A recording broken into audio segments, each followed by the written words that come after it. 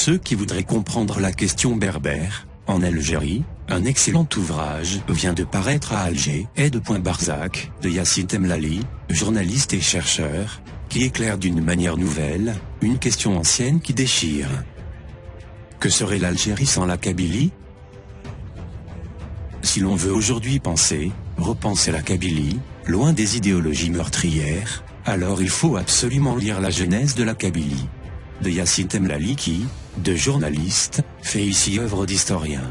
Un historien impliqué qui nous invite, avec brio, à faire une pause très stimulante intellectuellement sur l'histoire récente de l'Algérie en se proposant de restituer le cadre historique dans lequel entre 1830 et 1962 est née une conscience culturelle et politique kabyle, comme on déconstruit la fabrique des récits identitaires algériens modernes.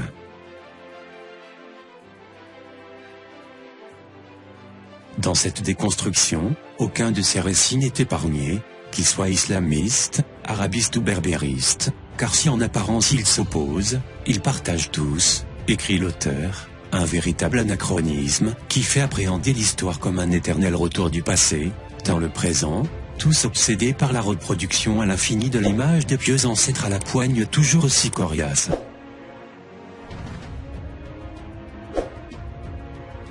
La question berbère est la fabrique de l'Algérie.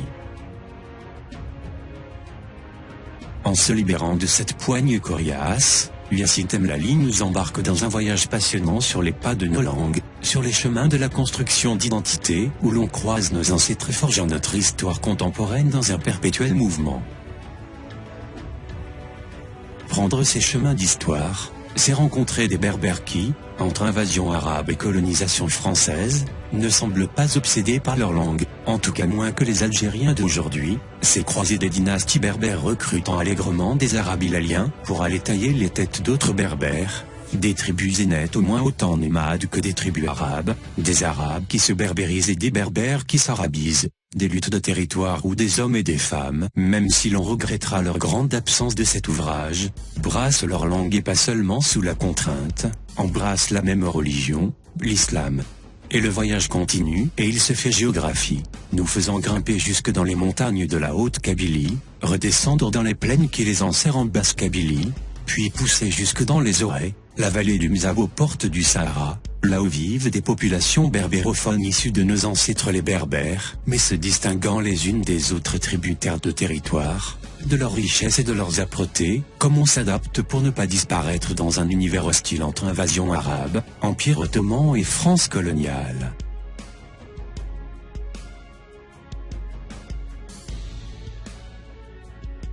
Comment devient-on alors kabyle, chaouia, ou mozabite, nous interroge Y. Temlali en arpenteur novateur, qui éclaire une vraie question. Comment la Kabylie est-elle devenue la région porteuse de ce que l'on pourrait appeler la question berbère, avant de la réduire à la question kabyle? En prenant ces détours, Y. Temlali nous entraîne dans la fabrique d'un pays, l'Algérie. Un pays qui naîtra d'un ennemi commun, le colonialisme français, en dépit de ses fantasmes ethniques, qui n'épargneront même pas les encyclopédistes qui, tels d'Alembert et Diderot, écrivaient à propos des Kabyles qu'ils se font l'honneur d'être chrétiens d'origine, haïssent les Arabes et les autres peuples africains. Le mythe de l'isola kabyle dans toute sa splendeur. Et si la guerre d'indépendance s'est chargée de balayer ce mythe fondateur de la politique coloniale de division ethnique entre le bon berbère assimilable et l'arabe fanatique, les Algériens se sont à leur tour fabriqué leur propre mythe tout aussi fantaisiste et destructeur. En mettant en lumière, dans une perspective historique, la naissance de ces récits identitaires 100% algériens, si rarement questionnés comme si la fonction des mythes coloniaux rabâchés jusqu'à plus soif servait à faire écran, Y. Temlali fait un travail de précurseur qui bouscule. Ce qui explique peut-être le silence éditorial sur ce livre qui aurait dû faire événement, parce que rare dans un pays où les idéologies envahissantes interdisent de se penser. S'il y a une dimension à ce livre, écrit avec justesse, Malik Aral dans sa postface, c'est celle de vouloir réinjecter du fond dans des débats politiques présents, qui en sont dramatiquement dénués, et redonner aux discussions du savoir, entendu à la fois comme matière et comme distance critique. berbériste ou berbéro, nationaliste? L'une des idées fortes de ce travail est d'avoir saisi combien à la naissance d'une nation, l'Algérie est la naissance d'une province marquée du sceau de la spécificité, la Kabylie, participe du même processus majeur de notre histoire récente. Et que c'est paradoxalement la naissance de la question algérienne qui va donner naissance à la question berbère, c'est en forgeant l'Algérie État-nation que s'inventera la Kabylie, de territoire historique et géographique se construisant en même temps qu'elle chassait du territoire national la France coloniale par les armes, après avoir épuisé toutes les formes de résistance légale. Que serait la Kabylie sans l'Algérie et que serait l'Algérie sans la Kabylie? Interroge I.Temlali. En 1947, deux questions vont déchirer le mouvement national, la question du passage à la lutte armée rendant inéluctable l'indépendance du pays et ce faisant, la question de la définition de l'identité algérienne. Si l'Algérie n'est plus un département français, alors qu'est-ce qu'être algérien? En Grande Kabylie, des militants du PPA-MTLD, les Kabyles étant de plus en plus nombreux au sein des cellules de ce parti, proposent un autre récit de l'identité que celui des tenants de l'Algérie arabo-musulmane. Pour eux il manque la dimension berbère. Et, pour leur malheur, nombre d'entre eux se prononcent aussi et peut-être surtout contre les positions molles, légalistes de la direction du parti de Messali Hadj.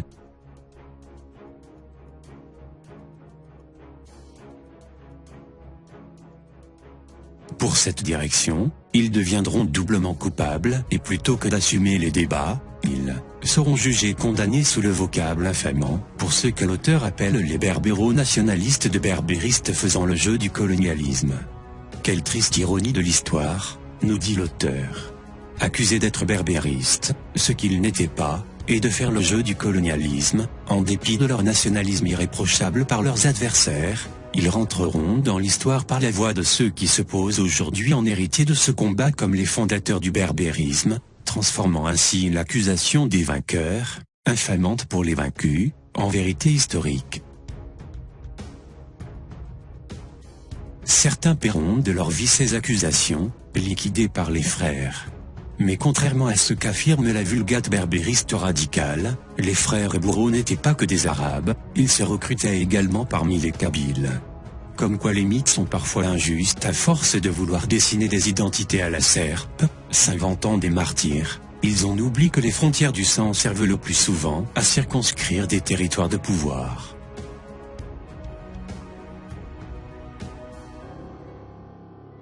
Comment ne pas être frappé à la lecture de cet ouvrage de constater à quel point les mots liberté, pluralisme, sont totalement absents dans la terminologie politique qui préside à la construction du discours nationaliste, tant les acteurs, qu'ils soient arabes ou kabyles, sont terrifiés à la simple évocation de la différence, c'est impensable, tant ils sont mobilisés autour de l'unité nationale, la construction d'un État jacobin au centralisme autoritaire seul à même, selon eux, d'abattre et de remplacer l'État colonial. Même Ben Ramdan, l'architecte du congrès de la Soumam, n'échappe pas à cette règle fondatrice, c'est le congrès de la Soumam, tenu en Kabylie en août 1956, avec 3 congressistes kabyles sur 6, qui a ordonné une seconde traque meurtrière contre les berbéristes.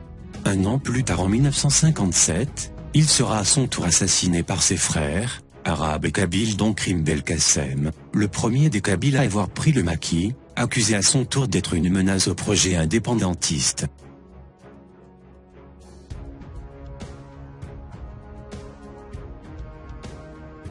Du MCB au MAC. L'ouvrage de Y.Temlali est celui d'une génération, la génération post-indépendance, héritière de cette histoire et qui en 1980 fondait à son tour le mouvement culturel berbère, le MCB. C'est depuis cette histoire récente qu'écrit Y.Temlali, revisitant les classiques, il propose une lecture libérée du discours nationaliste jacobin et autoritaire en acteur à son tour engagé. Dans son introduction il témoigne de cette histoire personnelle et comment, engagé alors qu'il était étudiant militant dans l'extrême gauche clandestine, il va découvrir la question Amazie, qu'il épousera à son tour, alors porté par le mouvement culturel berbère, cet acteur majeur de l'opposition de l'époque autour des revendications démocratiques face au parti unique et aux islamistes. Lui-même issu d'une famille aux racines berbères mais arabisées, il sera de ces rares personnes qui apprendront le kabyle, au cœur d'une citadelle arabophone, Constantine, alors qu'il était étudiant en langue et littérature française. De quoi donner à réfléchir sur les chemins de l'histoire. Aujourd'hui la Kabylie endeuillée, enfermée dans sa martyrologie douloureuse à force de compter ses morts, son récit identitaire. Nous ne sommes pas des Arabes enfantés d'un vilain avatar, du MCB au MAC. Du mouvement culturel berbère plein de promesses démocratiques au mouvement pour l'autonomie de la Kabylie plein de bruit et de fureur. Dans un contexte régional explosif, marqué par des risques d'éclatement des États-nations issus des indépendances, écrit Y. Mlali, la question berbère que le gouvernement algérien refuse de résoudre de façon démocratique apparaît comme une véritable bombe à retardement. Une bombe d'autant plus menaçante que, dans ce contexte troublé, la revendication d'autonomie de la Kabylie gagne en popularité.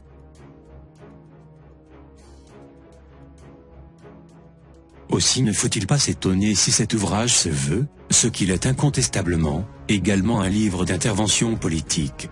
Mais que le lecteur ne se trompe pas, cet ouvrage n'est pas un réquisitoire, c'est au contraire un plaidoyer. Le plaidoyer d'un universitaire, qui nous offre un véritable travail de recherche, riche en références datées, sourcées, pour un débat apaisé et apaisant. Un livre fraternel qui ouvre des pistes pleines de promesses, pour construire un récit national à la hauteur de la richesse de l'histoire de ce pays, l'Algérie qui semble toujours douter de sa légitimité à exister en tant que nation dans la totalité de son territoire, de ses territoires géographiques et identitaires de la Kabylie jusqu'aux confins du désert.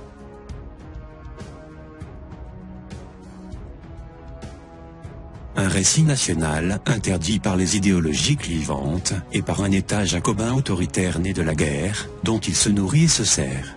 Ce récit qui est là tel un manque cruel sur les plaies, les blessures pendant que les Algériens multitraumatisés entre deux guerres, de l'indépendance à la guerre civile des guerres ravageuses, malmenant corps et identité, vivent dans la crainte de l'explosion de l'État-nation dans la proximité attentive des expériences afghanes, soudanaises, libyennes, irakiennes et syriennes.